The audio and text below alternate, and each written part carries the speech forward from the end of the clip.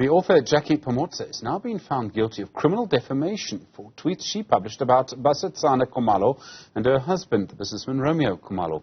Several tweets like this, where people have been sued for defamation.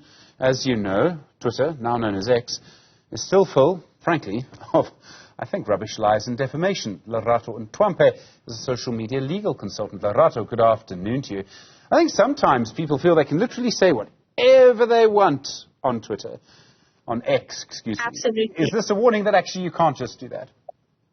It is. It is an explicit warning that even if you don't mention the person's name, that you could still be held liable for defamation. And in this case, it's a serious one because it's criminal defamation, which was actually instituted by the National Prosecuting Authority after, obviously, the Kumalos laid a complaint. So I think it is a big warning for anybody who thinks that they can just share anything on social media without thinking about the legal ramifications. In this case, I mean, as you point out, it wasn't just defamation, but crimen injuria. And I think people forget there are things you cannot say. Yes, we talk about freedom of speech, but it's not absolute. To say some things, to lie, is actually a criminal offense. It is, and especially if in this particular case, I mean, it's quite an interesting one, Stephen. There was first a protection order, which was actually granted. It was a final protection order against the author. The author then proceeded to publish a book, and in the book, she actually posted the case number of the protection order. Which is furthering, the damage that has happened. Furthermore, in the book, on page 105, she mentions, she further defames them and actually says that, the protection order was only received because they've bribed the magistrate. And something like that is defamatory conduct. You're accusing someone of a criminal activity and, it's very detrimental to their reputation. If you consider this couple, they're a power couple, they're, in businesses, and if somebody says something like that, it will have devastating effects for their business and for their personal lives. In this case, Phamotse had no evidence to back up her claims, and let me be clear, her claims were a little bit mad, and I won't repeat them. Do we need to worry at all about any limitation on freedom of speech here? Or do you think the law was absolutely correct on this case? I think the law was actually absolutely correct in this case, Stephen. If you consider there was a final protection order, you consider the book of the cover. I mean, the book of the cover says, I can tweet what I like, so sue me. It is a deliberate, it's intentional and it's unlawful because essentially there was a protection order in place.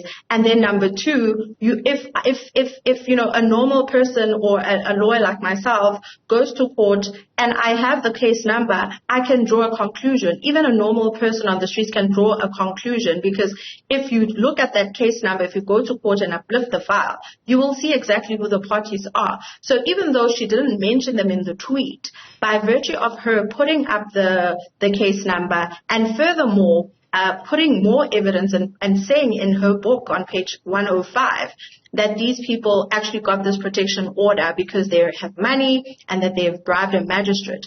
I think, she could have done so much. She could have dissociated herself from this content from the word go when she got the protection order, which advised her not to say anything about them, but she further said stuff about them. She further continued. She didn't even warn the people, obviously, in her comments, who were putting names out there.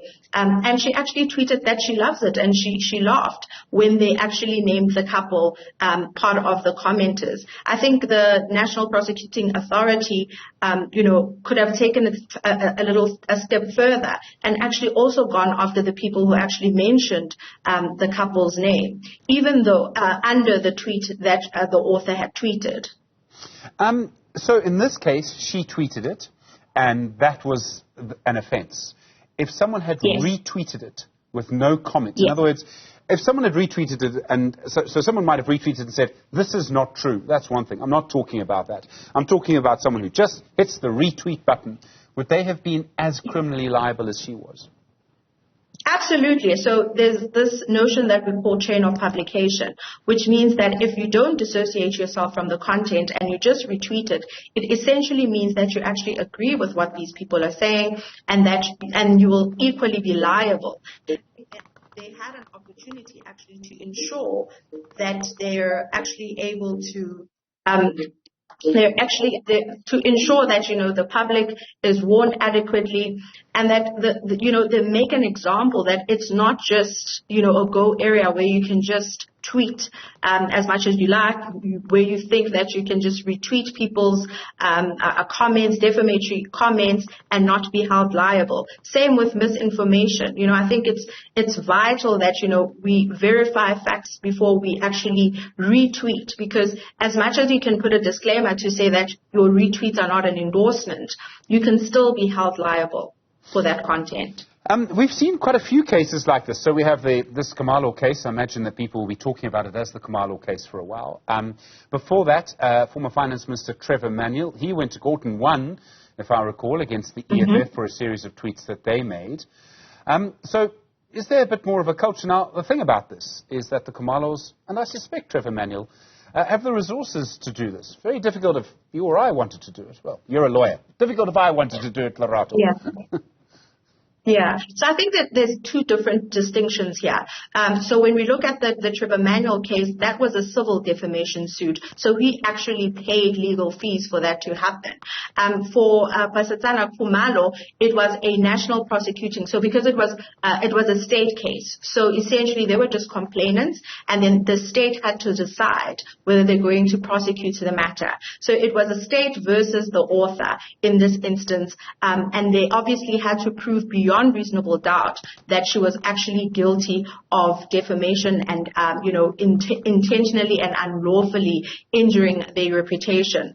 If you look at all of the other counts as well that she was charged for, was the contravention of a protection order as well as criminal injuria, which is much more, that refers to more of your human dignity. So in this case, I think they probably spent money for their defense. I don't think they spent money in terms of, maybe getting the case together and maybe preparing with an attorney, but essentially this was just a state case. So it was state versus the author, and it was the prosecution's case. So it's very different in terms of the civil litigation suit. So the public needs to know that this is actually available for them. They can actually sue, using the police. So just going to a police station and laying a charge of criminal injuria and criminal defamation, you'll be able to get the justice if you have obviously adequate information and you have evidence to back up your claim. So we have this case, we have the Manuel case. There have been a couple of others that I'm aware of.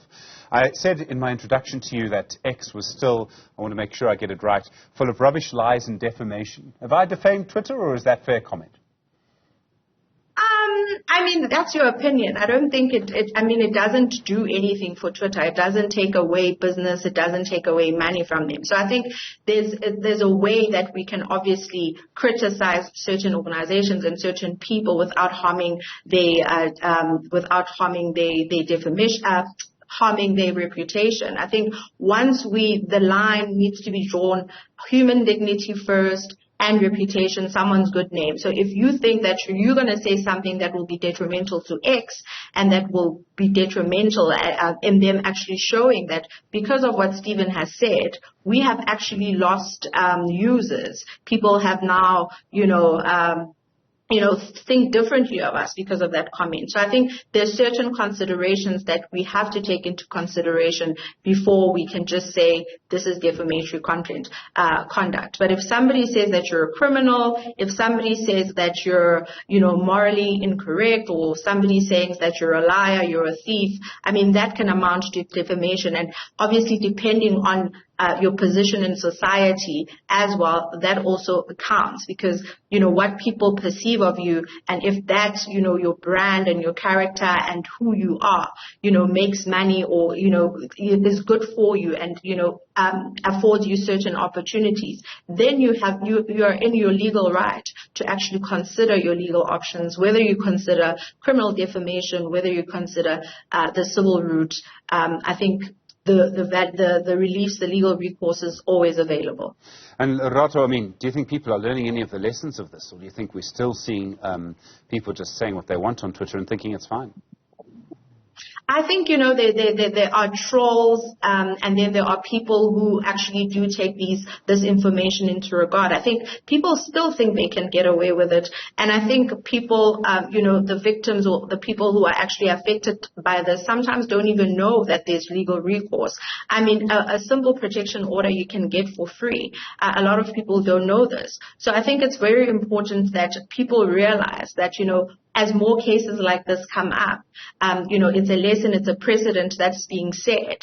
And hopefully I think it's a learning opportunity as well for members of the public to realize that you can't just tweet what you like, because they will sue you. Lerato Ntwampe, thank you. Social media legal consultant. Really appreciate the time. Lerato, thanks very much indeed.